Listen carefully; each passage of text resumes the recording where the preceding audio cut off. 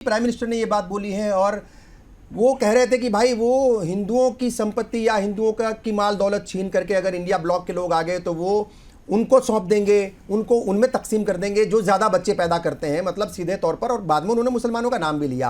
जाहिर तौर पर सियासत भी इस पर हो रही है और सियासतदान भी हमारे साथ मौजूद हैं। मोहम्मद अदीब साहब क्या कहेंगे, किस तरीके से ये आबादी के मसले पर ही हम रहेंगे? मतलब ये मुसलमानों की आबादी को लेकर के लगातार बयानबाजी होती रही है और ये नई नहीं है, ये हमेशा से होती रही है, लंबे वक्त से होती रही है। क्या रिएक्शन है जब प्राइम मिनिस्टर भी, एक मुल्क का प्राइम मिनिस्टर भी अगर एक कौम को चिढ़ाने का काम करे आबादी का नाम लेकर के कि भाई बहुत ज्यादा आबादी बढ़ रही है, इनकी वजह से बहुत ज्यादा बच्चे पैदा कर रहे हैं, तो रिएक्शन क्या है पहला इस पर? मेरा अपना ख्याल ये है कि ये जाहिराना बात है। जैसे डॉक्टर जमील साहब ने कहा, ये कहीं से साबित नहीं हो रहा है कि देखिए आबादी बढ़ती है मुफलिसी में।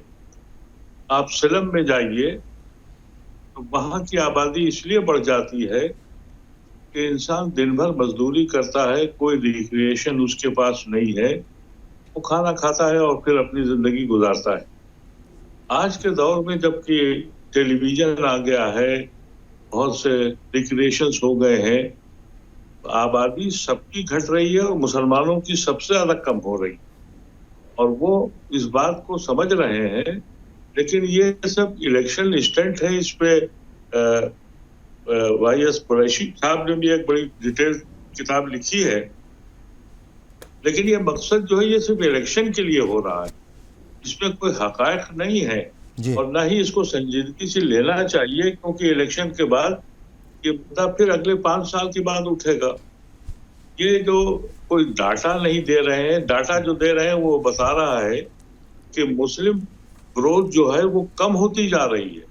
बिल्कुल डॉक्टर साहब ने सही कहा कि 90s की बात अगर आप करते तो उस वक्त तो ये बात समझ में आई थी कि ग्रोथ हुई है, लेकिन अब तो डिक्लाइन पर है। सारे डाटा मौजूद हैं इसके।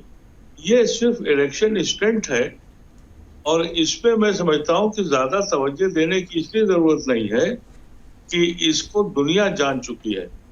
जहां तक ये 4 शादियां और 5 शादियों की बात करते हैं मुसलमानों के बारे में, उस पे इलेक्शन का फायदा भी उठा रहे हैं, तो आप इस बात को बिल्कुल, आप अगर इसके सर्वे करवाइए, मुसलमान की हैसियत तो अब एक शादी करने की भी नहीं रही।